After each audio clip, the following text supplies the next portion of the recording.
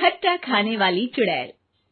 रात को अचानक राधिका मौसी को किचन से कुछ गिरने की आवाज आई। उन्होंने बाहर निकल के देखा तो किचन में उन्हें कोई सफेद साड़ी में दिखा। वो चीख पड़ी, हे भगवान, आलतू जलाल तू आई भला को टाल तू, आलतू जलाल तू आई भला को टाल तू। राधिका मौसी को चीखते सुनकर श्रवण बाहर आता है भागते हुए। अरे माँ, क्या हुआ? क्या देख लिया? दादी माँ आ गई क्या सपने में? अरे बेटा, रसोड़े में देख तो कौन है? श्रवण रसोड़े में झांक कर देखता है और उसे कोई नहीं दिखता अंदर। अब रसोड़े में तो कोई नहीं है माँ। कोई सफेद साड़ी में नहीं है क्या? नहीं माँ, कोई भी नहीं है। चिल्लम चिल्ली की आवाज सुनकर काजल भी वहां आ जाती है। अब क्या हो गया माँ जी? अरे बेटा, रसोड़े में एक चुड़ैल थी सफेद साड़ी में। अरे क्या कर रही थी वो अंदर? अरे बताया नहीं, कल आएगी ना तो पूछ लूंगी। चुड़ैल जी, आपका क्या प्लान है? माँ जी, रात बहुत हो गई है, आपने कोई बुरा सपना देखा होगा, चलिए सो जाइए। राधिका मौसी सोने तो चली जाती है, पर उनको रात भर नींद ही नहीं आती। वो कुछ भी उलझुल बातें सोचने लगती है। कहीं चुड़ैल की वजह से तो घर में टेंशन नहीं हो रहा, कहीं उसी की वजह से तो वो दादी नहीं बन पा रही। सुबह जब राधिका मौसी रसोड़े में छानबीन करती है तो पाती है कि नींबू का अचार गायब है। चुड़ैल नींबू का अचार ले गई? मुझे तो ठीक नहीं लग रहा कुछ। चुड़ैल को भी पता है कि जिंदगी का असली मजा तो खट्टे में ही है। राधिका मौसी झट से श्रवण को फोन कर देती है। बेटा, मुझे समस्या समझ में आ गई है, हमें एक तांत्रिक की जरूरत है। अरे क्या बोल रही हो माँ, तांत्रिक की क्या जरूरत है? आप पूजा पाठ तो कर ही रही हो ना। आलतू जलालतू मंत्र सारे फालतू जैसे कुछ मंत्र पढ़ो, चली जाएगी अपने आप चुड़ैल। अरे नहीं बेटा, कभी चुड़ैल को कम नहीं समझते। अरे तुझे पता भी नहीं चलेगा कि कभी वो छल करके काजल की जगह घर की बहू खुद बन जाएगी। क्या माँ, कुछ भी बोल रही हो? कहाँ काजल और कहाँ चुड़ैल? वैसे एक बात बताओ, काजल को अगर गाने के लिए बोल देना तो चुड़ैल काजल की आवाज सुनकर घर तो क्या, धरती लोग छोड़कर चली जाएगी। तुम ना पढ़े लिखे बच्चे हर चीज को मजाक समझते हो। तुम रहने दो, मैं खुद ही तांत्रिक को बुला लेती हूँ। अच्छा सुन, शाम को इमली लेके आना। क्या है कि चटनी खाए बहुत दिन हो गए है ना?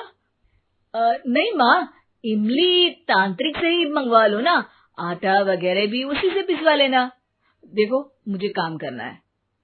श्रवण रात को कई तरह की सब्जियों के साथ माँ के कहने पे चटनी के लिए इमली भी ले आया था, लेकिन राधिका मौसी के दिमाग में अलग ही फिल्म चल रही थी।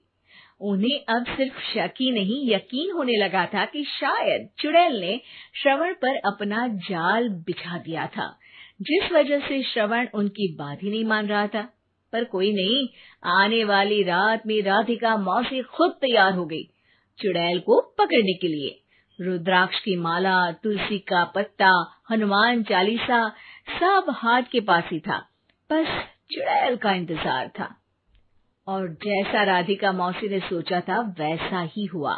वो चुड़ैल उस रात भी आई, पर वो राधिका मौसी से तेज निकली और राधिका मौसी के उससे पकड़ने के पहले ही वो भाग खड़ी हुई। जरूर बहू पे साया है उस चुड़ैल का, तभी तो श्रवण के कमरे में गई है। और अगली सुबह राधिका मौसी पिछली रात हुए हमले में किन चीजों का नुकसान हुआ उसका हिसाब लगा रही थी। उनके खेमे से एक आम के अचार की शीशी भी गायब हो चुकी थी, और वो इमली भी जो कल श्रवण लेकर आया था। राधिका मौसी इस बारे में सोच ही रही थी कि श्रवण जल्दी से रसोड़े में आकर दवाइयों की पोटली ढूंढने लगता है। अरे बेटा, क्या हो गया? अब माँ, वो काजल की तबीयत खराब है, बहुत घबराहट हो रही है उसे। हे भगवान, मैंने पहले ही कहा था कि तांत्रिक को बुला लेते हैं, पर नहीं, अब देखो उस चुड़ैल ने काजल को अपने वश में करना शुरू भी कर दिया है। हालांकि श्रवण भूतों में विश्वास नहीं करता था, पर अब वो भी डर जाता है। और राजी हो जाता है एक तांत्रिक को बुलाने के लिए। कुछ ही घंटों में तांत्रिक आ जाते हैं और राधिका मौसी तांत्रिक जी को सब बता देती है। घोर संकट, घनघोर संकट, चुड़ैल को मारू जोर चाकट, ओम भट स्वाहा खटखा के आहा। अरे ये क्या मंत्र है? मेरे खुद के ओरिजिनल मंत्र है, कल रात को ही लिखे हैं, अच्छे लगे तो दाद चाहूंगा। एक और मंत्र सुनो। अर्ज किया है आब्राकडाब्रा, दिल्ली बम्बई आगरा, चंदा मामा सोवरले सुरन मामू जारा। ये मंत्र है? अरे कोई 40 वालीसा पढ़ो ना।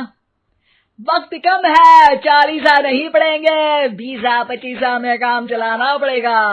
अलग निरंजन जाके लंदन, मुफ्त का मंजान घिस मेरे नंदन। अरे जल्दी करो तांत्रिक जी, जल्दी करो।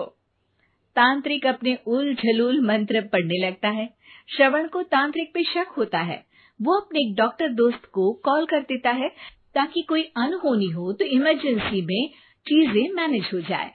तांत्रिक धुनी रमाता है, जिसकी वजह से कमरे में काफी धुआं हो जाता है और जिसकी वजह से बहू की घबराहट बढ़ जाती है। अब भागेगी चुड़ैल। हाँ। बहू खांसते हुए धुएं से बचने के लिए बाहर चली जाती है। अरे भाग रही है, भाग रही है। पीछे पीछे श्रवण भी जाता है। बहू एक सोफे पर बैठ जाती है। तभी डॉक्टर दोस्त आ जाते हैं और श्रवण को पानी लाने के लिए कहते हैं। थोड़े चेकअप के बाद डॉक्टर कहते हैं, मेरे हिसाब से जाप का काम पूरा हो गया है। क्या मतलब? अरे कुछ भी नहीं माँ, कोई चुड़ैल नहीं है, खुशखबरी है, अब दादी बनने वाली है। मगर वो सब अचार के डब्बे। श्रवण दोनों अचार के डब्बे अपनी माँ को दिखाता है, जो कि उनके बिस्तर के नीचे छुपे हुए थे। आपने सही बोला था माँ, वो चुड़ैल काजल ही थी जो खट्टा खा रही थी। हमें कल ही पता चला, पर हमने आपको ये तांत्रिक वाला काम करने दिया ताकि आपको भरोसा हो जाए कि भूत वगैरह कुछ होता ही नहीं।